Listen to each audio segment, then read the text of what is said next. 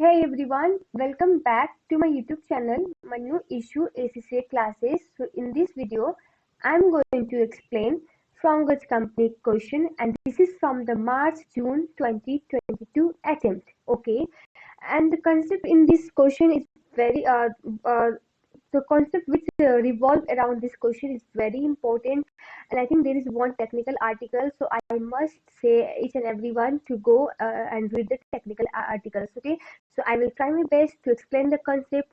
Okay, so let's first move to the requirement of the question, and there is three requirements. The first is to recommend on financial ground a hedging strategy for the uh, 1.825 million payment using the market data available on 1st March Exhibit 1, and assuming the option are exercised. Assume base is diminished to zero at contract maturity at a constant rate based on the monthly intervals. Evaluate the impact on the result of using the three hedging instruments being considered. If the rate and future price as per scenario 1 and 2 on the 1st August, explain what is meant by basis and discuss the impact of basis on the hedging decision being considered in the A and B. Okay, fine, no problem. First, we will do the requirement 1, where we have to recommend on the financial ground which hedging strategy should be chosen for payment of 18.25 million. Okay, pound 18.25. Okay, so let's read the scenario. So scenario is exhibit 1. The Frongers Company is American company, okay, which is with a centralized treasury function based in the US. Okay, today is the 1st March. Okay, so as I told in the previous question, also I said just follow the step which I am doing. It will be quite easy for you to solve any question regarding the interest rate risks or the exchange rate risks, I must say.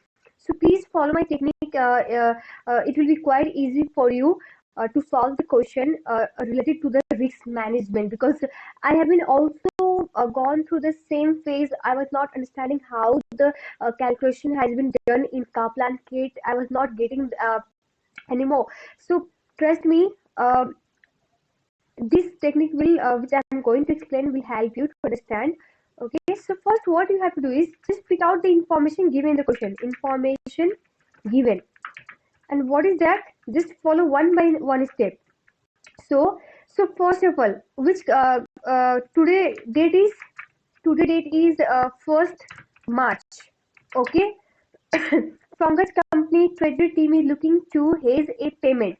Okay, so payment को hedge करना है, and hedging amount is payment hedging amount is 18250,123. Just tip the number in the full digit. Okay, कोई point वगैरह कुछ नहीं डालना है, just tip it in the full digit. Okay, and this is the euro. Okay, so but the country home currency is American company, so it might be US dollar. Okay. Okay, to a German supplier which Frongers Company is due to make on 1st August. So payment कब करना है? On 1st August. Okay, so today is the 1st March, and after how many months we have to make a payment? March, April, May, June, July, August. August is the 1st August, no problem. So after 5 months we have to make a payment to our supplier, which is in the German. Okay. Okay. So this is all information given, and I must say this question belongs from the exchange rate risks. Okay. Okay, so now what are the hedging tools and technique given? Okay, they have given us forward, futures, and option information. So first, let's do the forward. Forward is quite simple. You don't have to do anything. You have to just pick out the rate among those two given and just divide or multiply. You will get your expected payment in your home currency. So first, before dealing the exchange rate risk question, first of all you have to identify whether the spot rate or forward rate given is in the whether it is a direct quote or indirect quote, and how we will identify that. So first of all, identify what is our home currency. Our home currency is US dollar. So if the exchange rate quoted is in the per home currency, then it's a indirect quote, and in that case we have to divide. Please note down in your notebook. I am repeating once again. If the quote given, exchange rate quote given, is in the per home currency, that means it's an indirect quote. In that case, you have to divide. But if it is in the per foreign currency, it means it is a direct quote, and in that case, you have to multiply. So now let's apply this concept here. So यहाँ पे आपका it's given in the per euro. So it's a per foreign currency, isn't it? Yes. So it means it's a direct quote, and what we have to do? We have to multiply. Okay. So now, okay, while picking the two rate, whether it's direct or indirect, there is logic. Okay. So अगर आपका indirect quote है, in that case you will sell at the higher, buy at the lower. Again, note down in your notebook. I'm repeating once again. If the quote is indirect, in that case lower will be the buying rate and higher will be the selling rate. But if it is the direct quote, in that case you have to buy at the higher rate and sell at the low rate. मैंने उल्टा कहा था? नहीं सही कहा. Okay. So it means अगर हमारे case में क्या है, it's a direct quote, right. So हम लोग क्या करेंगे, buy at the higher rate and sell at the lower rate. Please इसको कहीं पे नोट डाउन कर लो, वॉल पे चिपका लो. बट ये अगर मिस्टेक करोगे तो पूरा का पूरा मार्क्स जाएगा, 0.5 ही नहीं मिलेगा, because it's very minor things. Okay. So हमारा क्या है, डायरेक्ट कोट है. तो अब हम लोग को डिसाइड करना है हमको करेंसी बेचना है कि सेल करना है. हम लोग को पेमेंट करना है यूरो में and our home currency US dollar. तो obviously we will sell out our home currency and buy the euro. Okay. So euro buy करेंगे, buy will be at higher rate. So higher rate इसमें से कौन सा है, 5 month forward rate का higher rate is 1.1544. सो forward rate आपका हो जाएगा यहाँ पे 1.1544. क्यों? क्योंकि बिकॉज ये डायरेक्ट कोट है. डायरेक्ट कोट में क्या होता है, we will buy at the high rate, sell at the low rate. So now expected payment, हमारे होम करेंसी में एक्सपेक्टेड पेमेंट क्या हो सकता है. सो मल्टीप्लाई के divide, obviously multiply. Why? Because it's a direct quote. Direct quote क्यों? क्योंकि it's given in the per foreign currency. So ये हमारा आ जाएगा डॉलर में. So this is the expected payment if we will use a forward market to hedge our payment to a supplier in the foreign currency. So now, what will be the expected payment if we will use a future? Okay. So future के लिए भी कुछ step है and you guys should follow that step. पहले सबसे पहले हम लोग को find out करना है करेंसी में नंबर ऑफ कॉन्ट्रैक्ट, उसका करेंसी कौन सा है. It's very important, very very very important. अगर ये आइडेंटिफाई नहीं किया, you will do the whole question mistake. आपका कुछ मतलब मिस्टेक होने के चांसेस बहुत ज्यादा है. And this is the tricky part, trust me. अगर ये समझ जाओगे तो कुछ नहीं है. करेंसी और इंटरेस्ट रेट, इंटरेस्ट रेट में तो मैटर नहीं करता है, बट करेंसी में इट्स वेरी मैटर. आपका कॉन्ट्रैक्ट साइज क्या है एंड आपका करेंसी कौन सा दिया हुआ है. So now contract size, contract size is 125,123. इसका करेंसी क्या है, यूरो है, राइट. सो यूरो है. अब ये अब मैं अब you guys might be thinking why I am saying इसका करेंसी क्यों इंपॉर्टेंट है. Because it's currency decide whether we have to sell the future और बाय द फ्यूचर.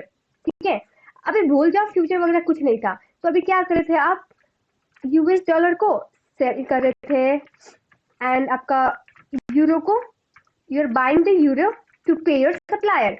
अभी ये हम लोग कर रहे थे, राइट. ठीक है. अब हमारा अब फ्यूचर पे आते हैं. Now our contract size 125,000 and the currency is euro. So euro क्या करेंगे हम लोग, बाय करेंगे, right. So what we will do, sell और बाय फ्यूचर. ये डिसाइड करेगा, जो करेंसी होगा वही करेंगे. करेंसी यहाँ पे क्या है, यूरो. यूरो क्या करना है, बाय करना है. So that means we will buy future. Got my point.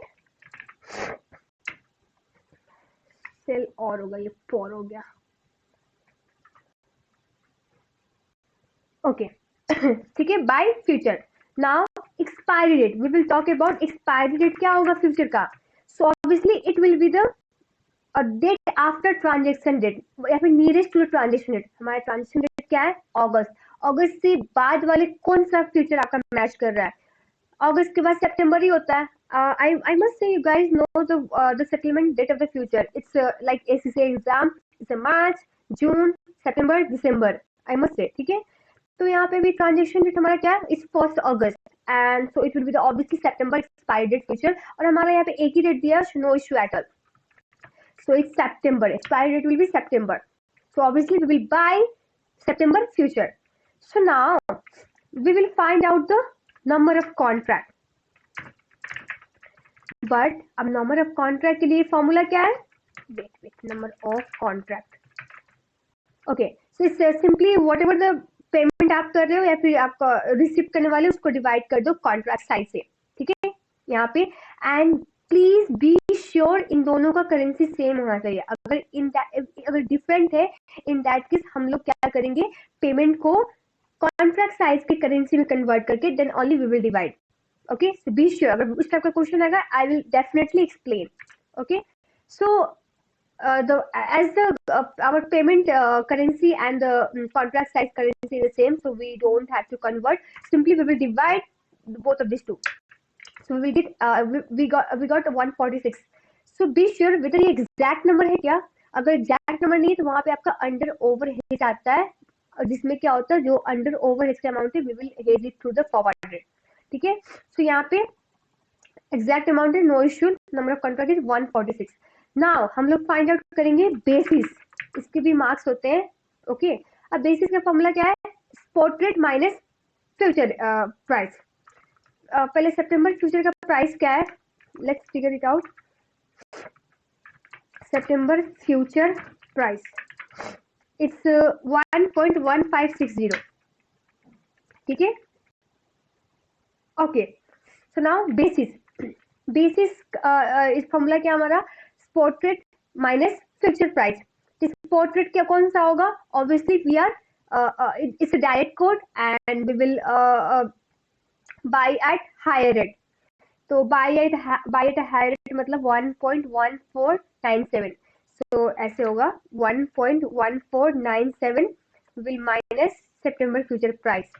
So it's negative, मतलब हमारा फ्यूचर में जाके प्राइस फॉल हुआ है, ये हम लोग समझेंगे। सो बेसिस ये हो गया।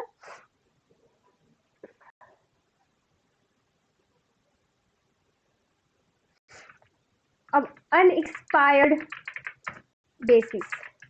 So today date is our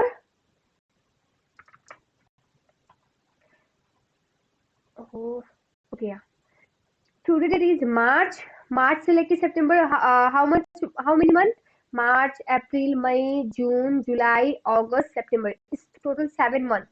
And what is our transaction date? It's August. So what is the unexpired period? It's August and September, means we will multiply by 2 and divide it by 7, ठीक है। Okay, so now future lock rate ये find out करेंगे। How we will get that, simply आप सितंबर की price लो, सितंबर की price is 1.1560, इसमें unexpired basis को माइनस कर दो। एक second, did I multiplied by 2,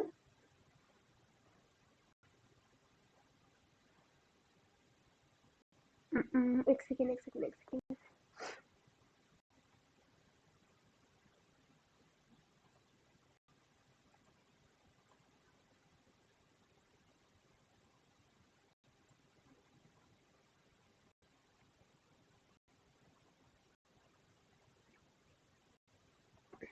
sorry, वो माइनस हो गया था इसीलिए नहीं मिल रहा था वो answer. Okay, so future lock rate I got it, ठीक है। फ्यूचर लॉक रेट के लिए हाउ वी विल कैलकुलेट, पहले आपको देखना है, एक मिनट, हमारा स्पॉट रेट क्या है। स्पॉट रेट इज 1.1497, ठीक है। और फ्यूचर का प्राइस क्या है, ये मैं रफली कैलकुलेट करके समझा रही हूँ। Future price is 1.156। अभी इंक्रीज हुआ है कि डिक्रीज हुआ है, सॉरी ये इंक्रीज हुआ है, उसको मैंने उल्टा बोल दिया शायद, इंक्रीज हुआ है। तो ऑब्वियसली हम लोग ये फ्यूचर प्राइस सितंबर का, राइट, ये सितंबर का है एंड ये मार्च का है। एंड हम लोग जो लॉक रेट निकाल रहे हैं we are calculating for the August. तो अगस्त का प्राइस इससे ऑब्वियसली कम होगा ना, इससे ऑब्वियसली कम होगा। सो अब जो ये वाला प्राइस है इसमें से हम लोग बेसिस को घटा देंगे, बेसिस घटाएंगे तो ये आपका इससे कम ही आया ना, तो ये हमारा हो जाएगा फ्यूचर लॉक रेट, ठीक है। ओके, ये फ्यूचर लॉकेट हो गया. सो नाउ एक्सपेक्टेड पेमेंट आपका सिंपल हो जाएगा this multiply by this, because ये आपका यहाँ पे दिया हुआ है, it's US dollar for euro. ठीक है, ये भी लिखना पड़ेगा, यूएस डॉलर फॉर यूरो है आपका ये भी. Okay, so if will use the future, हमारा expected payment will be this amount. ठीक है, अब बात करते हैं ऑप्शन का. ऑप्शन में इट्स क्वाइट इजी. ऑप्शन में तो कुछ चैलेंजिंग ही नहीं है. आपका contract size will be same as the future, and आपका सेलर बाय की जगह होगा कॉल और पुट. तो जो हम लोग ऊपर बाय कर रहे हैं तो यहाँ पे it means call. Expiry date will also be same, वो हो जाएगा सितंबर. सितंबर का फ्यूचर का. अब हमारा यहाँ पे एक्सरसाइज प्राइस दिया हुआ है. ठीक है, तो यहाँ पे एक्सरसाइज प्राइस ओके, यहाँ पे एक्चुअली इस क्वेश्चन में मिसिंग है. अगर आप देखोगे from Gotch company AFL,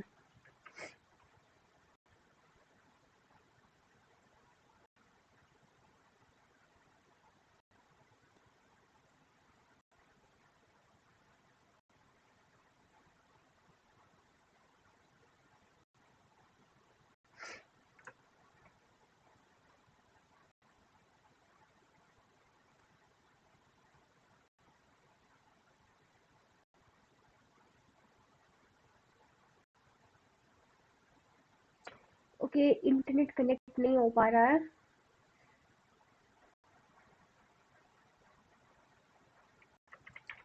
So up you can do the Google with the question name. You will get the exercise price. यहाँ पे missing है actual में. Okay. So exercise price for our option is given and ये आपका है US dollar per euro. Okay. So now future lock rate will be same as above. We calculated this one. Okay. अब यहाँ पे we have to decide whether we will exercise or not.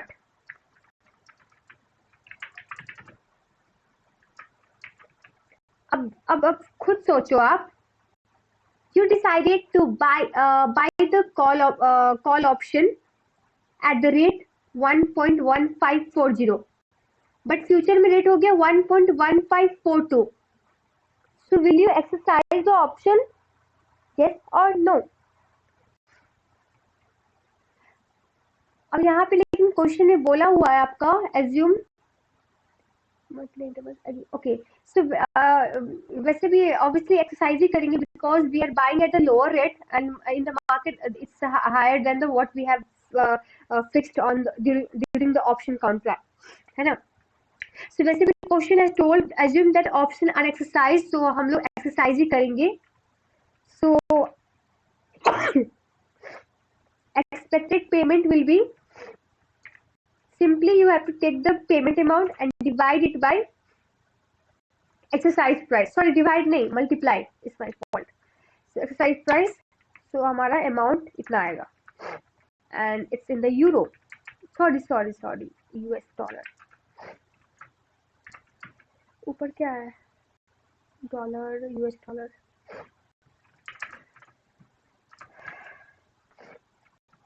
US dollar. Okay, तो ये हमारा 3 question निकल गया.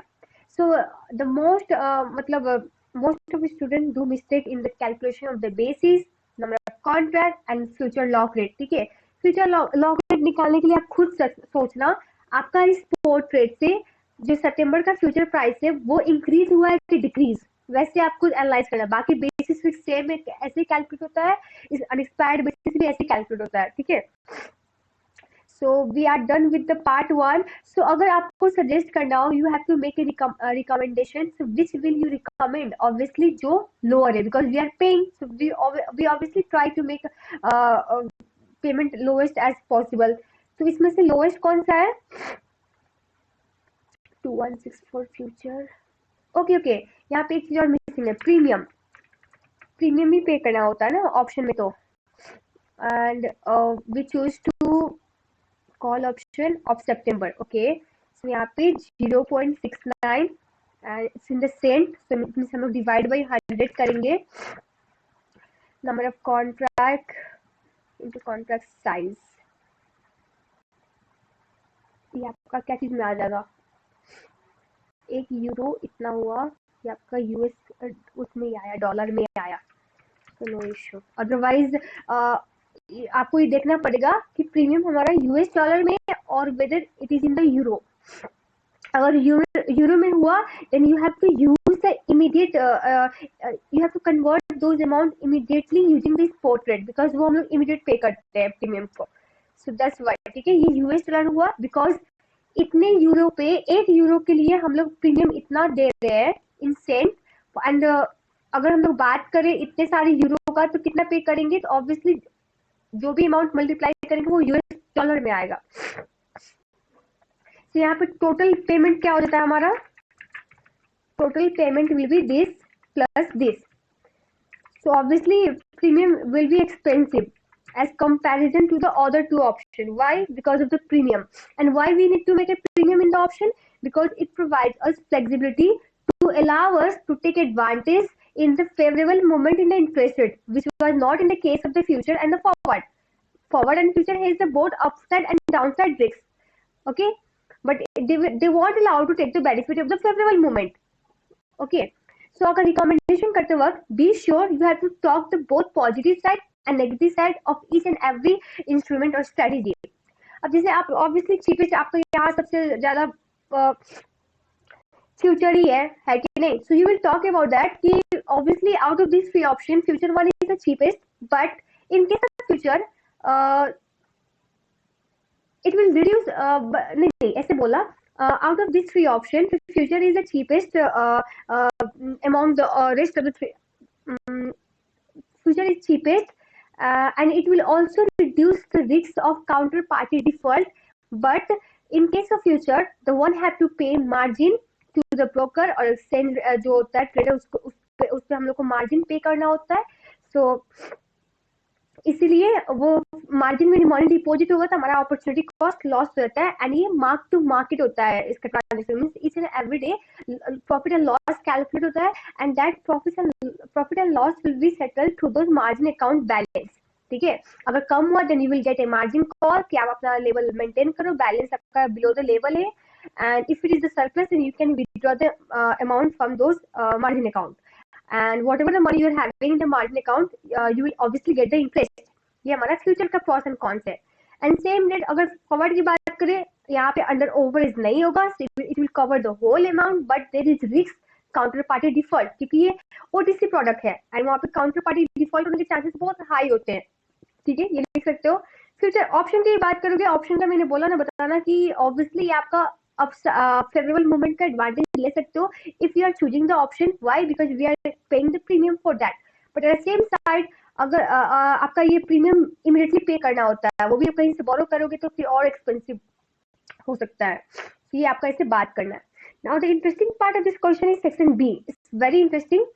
हम लोग सेक्शन बी के लिए एग्जिबिट 2 देखते हैं। अब यहाँ पे बोला क्या है कि इस रिजल्ट पे क्या इम्पैक्ट आएगा इफ जो rate exchange rate future price हम लोग को दिया हुआ है सिनेरियो 1 एंड 2 1 अगस्त का, उस पर क्या इम्पैक्ट आएगा। मीन्स ये इसकी बात कर रहा है, scenarios eight 1 August। The treasury team has to be asked to consider 2 scenarios for what the exchange rate could be on 1 August, and also the significance of basis risk in deciding how the risk should be hedged, and the scenario are as follows. Okay, so पहले scenario 1 की बात करते हैं।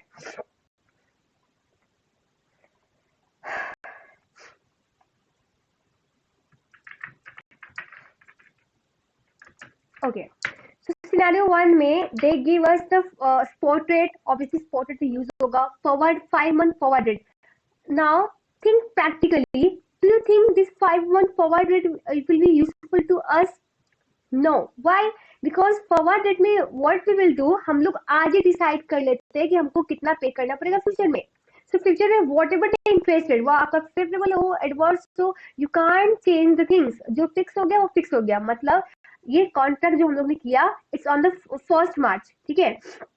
अब 1 अगस्त को ये 5 month forward का जो रेट दिया है it will be irrelevant because we already fix the amount, I mean rate वही यूज होगा। सो यहाँ पे नो चेंजेस, नो इम्पैक्ट आएगा फॉरवर्ड के केस में।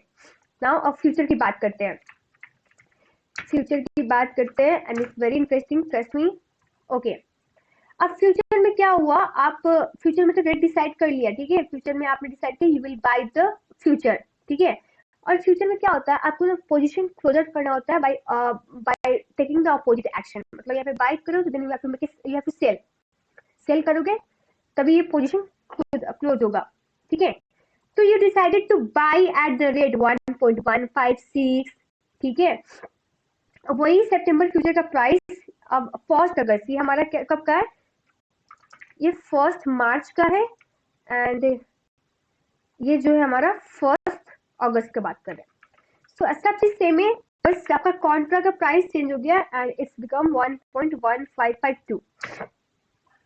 सो you decided to buy at this rate. अगर आपको इस पे सेल करना होगा, मतलब अपोजिट करना होगा, तो यहाँ पे आपका गेन होगा कि लॉस होगा, just think practically.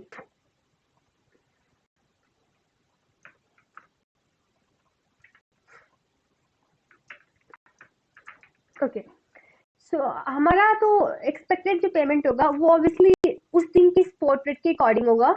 So that will be this into our spot rate on that date, हम लोग मल्टीप्लाई करेंगे as we are buying, so it means we will buy at the high rate, so 1.1534 हमारा expected payment इतना ही होगा। And हमारा gain और loss की बात किया जाए, ऐसे भी समझाने से शायद I think you guys will get confuse. नहीं, ऐसे ट्राई करती हूँ, अदरवाइज मेरे पास एक और ऑप्शन समझाने का। सो ये हमारा हो गया।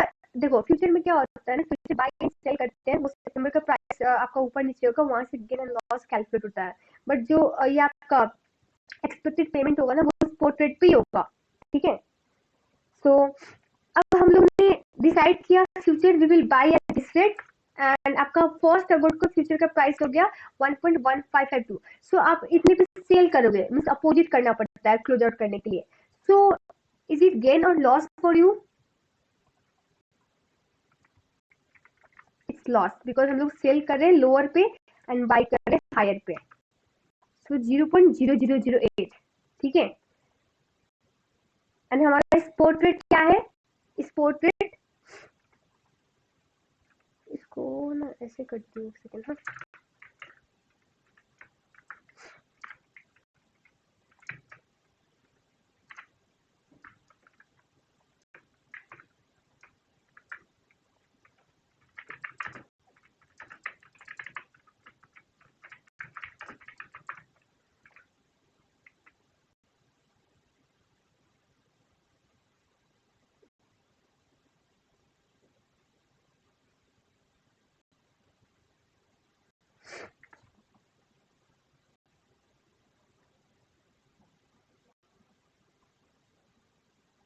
ओके। सो टोटल लॉस क्या हो जाएगा, ये multiply by our number of contract into contract size, so this is our loss, ठीक है। इसको नेगेटिव में नहीं रखते तो अच्छा होगा, बिकॉज लॉस तो लॉस ही है। ओके, सो एक्सपेक्टेड पेमेंट आपका इतना हो जाएगा by using this spot rate, ठीक है। सो इसका मतलब आपका टोटल पेमेंट कितना हो गया, आपको तो लॉस भी तो बेयर करना पड़ेगा ना। So it means our total payment will be this plus this. Now you can see आपका सेम अमाउंट है एज फॉर द फ्यूचर, जो हम लोग ने 1 मार्च को हेज किया था, दोनों का सेम अमाउंट है, आप देख सकते हो, ठीक है। सो बेसिकली मैं आपको दो तरीके से इस चीज को समझाती हूँ। पहला तो हम लोग फ्यूचर डिसाइड किया कि हम लोग बाय करेंगे, इसको क्लोज आउट करना होता है by taking the action on the opposite way. So हम लोग बाय किए, now we have to make a sale. अब सेल के लिए फ्यूचर का प्राइस दिया हुआ है, आपको इतना पे सेल करना होगा, तो आपको सेल तो करना है। यहाँ पे आपका कोई चांस नहीं है आपको लिफ्ट करने का, ऑप्शन में तो आप लिफ्ट भी कर दो, बट यहाँ पे you can lift the contract, ठीक है। तो फ्यूचर में फिक्स होता है। सो अब ये हमारा क्या हो रहा है, लॉस हो रहा है, because we are buying at the high rate and selling at the lower rate. जैसे एक शेयर का प्राइस है, आज मैंने आपसे डिसाइड किया कि मैं तो आपसे 10 रुपए में किनूंगी, ठीक है, बट उस दिन क्या हुआ, उस शेयर का प्राइस 8 हो गया। अब 8 मतलब 1 अगस्त को, मतलब हमको पोजीशन क्लोज आउट करना पड़ेगा। तो क्लोज आउट करेंगे तो ऑब्वियसली हमको 8 में सेल करना पड़ेगा, means there will be 2 rupees loss. Same यहाँ पे केस वही है फ्यूचर का आपका, ठीक है। तो लॉस कितने का आ रहा है, इतने का आ रहा है। अब टोटल लॉस निकाला जाए by multiplying it with the number of contract and the contract size, हमारा टोटल लॉस होता है 14,600 यूरो, ठीक है। सो ये भी तो हमको बियर करना पड़ेगा। और expected payment will B use, हम लोग इस अमाउंट को कन्वर्ट करेंगे यूजिंग द स्पॉट रेट ही, उस दिन के स्पॉट रेट पे ही हम लोग कन्वर्ट करेंगे। एंड स्पॉट रेट हम लोग क्या है हमारा, ये तो हमारा डायरेक्ट कोट है, तो डायरेक्ट कोट में क्या करते हैं, मल्टीप्लाई करते हैं एंड हम लोग बाय क्या करते हैं, हायर रेट। तो हायर रेट क्या है, 1.1534, ठीक है, उससे मैंने इसको मल्टीप्लाई कर दिया।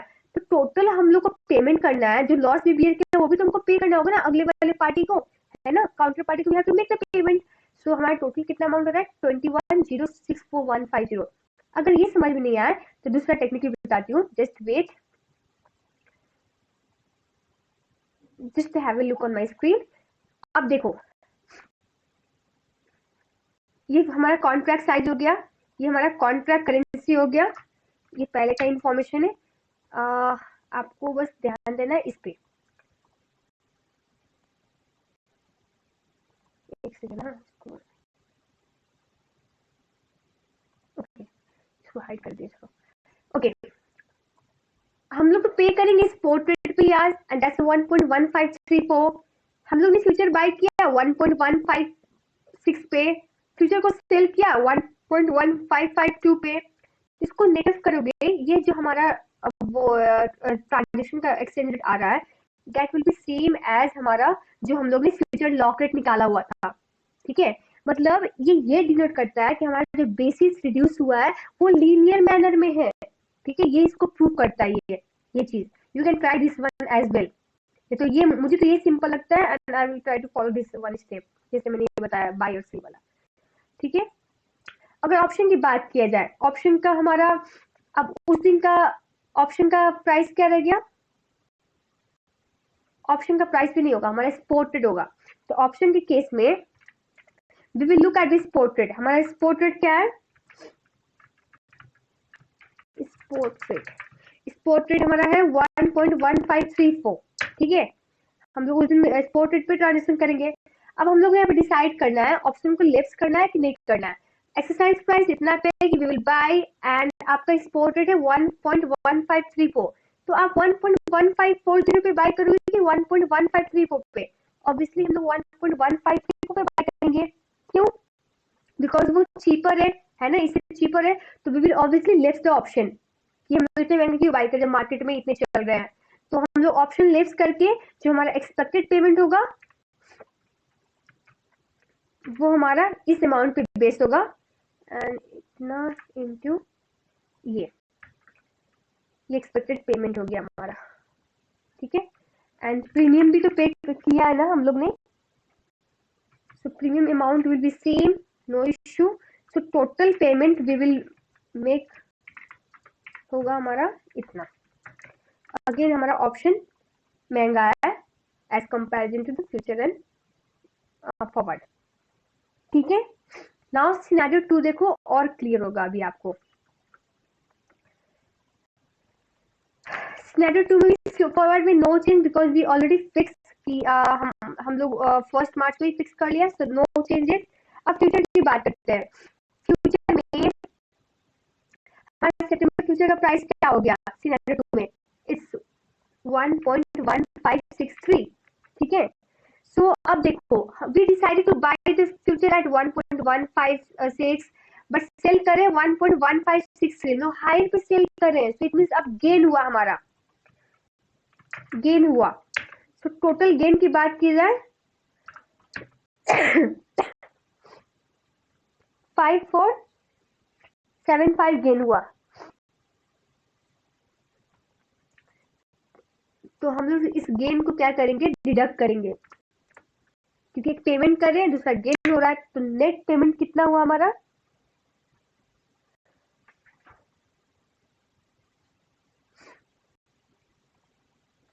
पेमेंट भी तो चेंज होगा बिकॉज हमारा स्पॉट रेट भी चेंज हो गया ना। स्पॉट रेट हमारा कितना हो जाएगा, spot rate on okay 1.1549। Okay, so this is our total payment which is not same जो हम लोग ने 1 मार्च को सेम किया था। इट मीन्स हमारा बेसिस लीनियर मैनर में रिड्यूस नहीं हुआ है, ठीक है। सो अगर क्वेश्चन कहता है ना कि basis will reduce in the linear manner, ये नहीं भी हो सकता है, जिसे आप देख सकते हो यहाँ पे एक केस में हुआ था, एक केस में नहीं हुआ, तो है कि नहीं। सो ये हमारा पेमेंट हो गया। अब ऑप्शन की बात करें, एज पर सिनेरियो 2 हमारा स्पॉट रेट हो जाएगा 1.1549। सो एक्सपेक्टेड पेमेंट ये हो जाएगा, प्रीमियम हमारा वही रहेगा। तो टोटल पेमेंट हमारा हो जाएगा इस केस में, एक सेकेंड मैंने क्या किया, B5 ओके।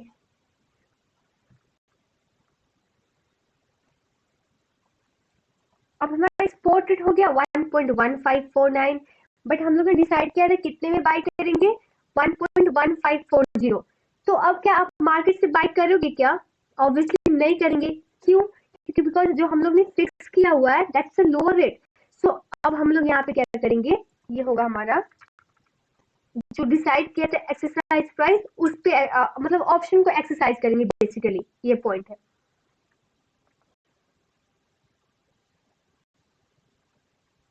ठीक है, मैं वापस एक बार सब चीज को रिकॉल कर देती हूँ। हम लोग ने पहले इंफॉर्मेशन लिखा जो क्वेश्चन दिया हुआ था, ठीक है। एंड फॉरवर्ड रेट में हम लोग ने एक रेट चूज किया। कैसे चूज किया, आप वीडियो को थोड़ा फॉरवर्ड कर लो, मतलब पीछे की ओर बैकवर्ड कर लो, उसके बाद आप थोड़ा देखो, you will get to know मैंने क्या किया है। उसके बाद फ्यूचर में हम लोग ने कॉन्ट्रैक्ट साइज देखा, उसका करेंसी क्या है वही डिसाइड करेंगे, आइदर वी विल बाय और sell future. Then we choose the expiry date, कैसे चूज करेंगे, nearest to our transaction date. सितंबर का प्राइस दिया हुआ है और हम लोग ने नंबर ऑफ कॉन्ट्रैक्ट निकाला, बेसिस भी निकाला। Basis is difference between spot rate and the September future price, और एक्सपायर्ड बेसिस भी निकाला। ये कैसे, हमारा transaction date is on the 1 August और एक्सपायरी डेट हमारा सितंबर है, मतलब 2 महीने बाकी है। Unexpired period we multiplied by unexpired period divide by 7। 7 हमारा आज से लेके फ्यूचर एक्सपायरी तक का डेट। आज का डेट हमारा मार्च है, मार्च अप्रैल मई जून जुलाई अगस्त सितंबर, सितंबर को मिला के हमारा 7 मंथ होता है। अब फ्यूचर लॉक रेट निकालेंगे हम लोग, क्या करेंगे, अब देखेंगे स्पॉट रेट हमारा फ्यूचर प्राइस से फ्यूचर प्राइस जो हमारा सितंबर का वो इंक्रीज हुआ है कि डिक्रीज हुआ है, ठीक है। सो हमारा इंक्रीज हुआ था, तो इट मींस हमारा फ्यूचर लॉक रेट सितंबर फ्यूचर प्राइस से भी होगा। तो वी विल ऑब्वियसली सब्ट्रैक्ट, ये हमारा अनएक्सपायर्ड बेसिस ऑब्वियसली माइनस में, इसलिए मैंने प्लस कर दिया यहाँ पे। उसके बाद एक्सपेक्टेड पेमेंट निकाला on the basis of this future lock rate, ठीक है। ऑप्शन में क्या किया, सेम चीज, बस यहाँ पे एक्सरसाइज प्राइस दिया हुआ था उसको कंपेयर किया फ्यूचर लॉक रेट से। एंड वी अभी एज्यूम किया कि हम लोग ऑप्शन एक्सरसाइज करें, तो हम लोग एक्सरसाइज रेट पे हम लोग ने कन्वर्ट कर लिया अमाउंट को। पर हम लोग को ऑप्शन में प्रीमियम ही पे करना होता है, प्रीमियम का अमाउंट दिया हुआ था, we simply multiplied by number of contract into contract size, तो टोटल पेमेंट निकल गया। अब जो सिनेरियो 1 एंड 2 में इंफॉर्मेशन दिया था, हमको उससे कंपेयर करना था। अभी जो फॉरवर्ड रेट होता है, there will be no changes, why, because we fix it on the 1 March, there will be no changes, ठीक है। बट फ्यूचर प्राइस में क्या होगा, हम लोग सितंबर का जो प्राइस था 1 मार्च को और अगस्त के प्राइस से कंपेयर करेंगे, इंक्रीज हुआ है कि डिक्रीज हुआ है, बाय और सेल करना है ना। तो हम लोग को बाय करना है। अभी हम सिनेरियो 2 की बात करेंगे क्योंकि मैंने वो वाला हटा दिया शायद, ओके। सो अब जैसे कि इसमें देख सकते हैं, हमारा सितंबर का फ्यूचर प्राइस था इट्स 1.1563, ये अगस्त में आके हुआ, यहाँ पे देख सकते हैं 1.1563। But on 1 March we decided to buy September future at price 1.156।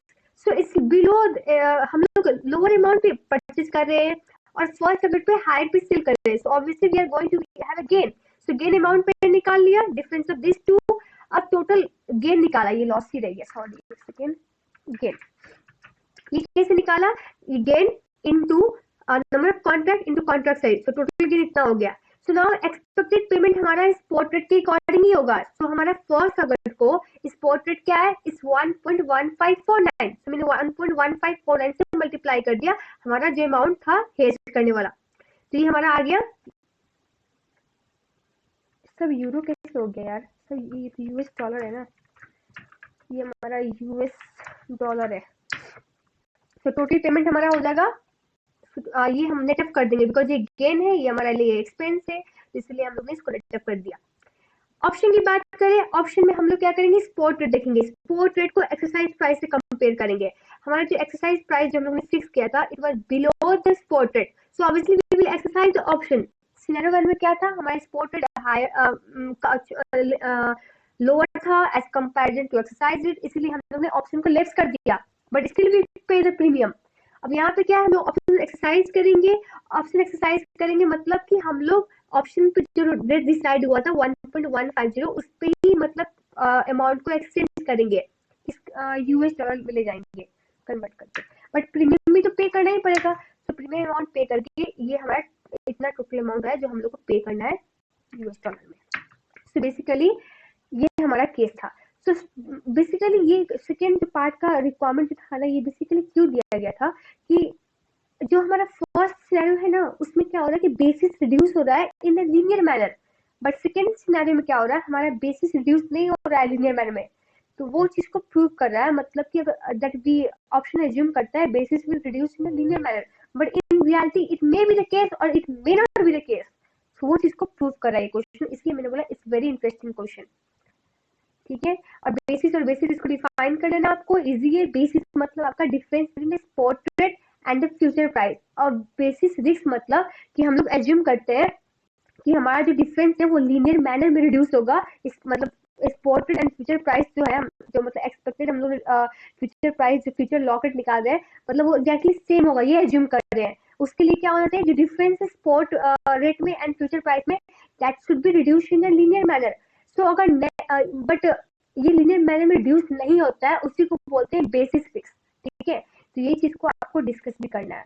So I try my best. अगर इफ इन केस कुछ और क्वेश्चन भी रह जाती है, so do text me over Telegram, Instagram, सारे का लिंक आपको डिस्क्रिप्शन बॉक्स में मिल जाएगा। So I will try my best to explain you. So thank you so much.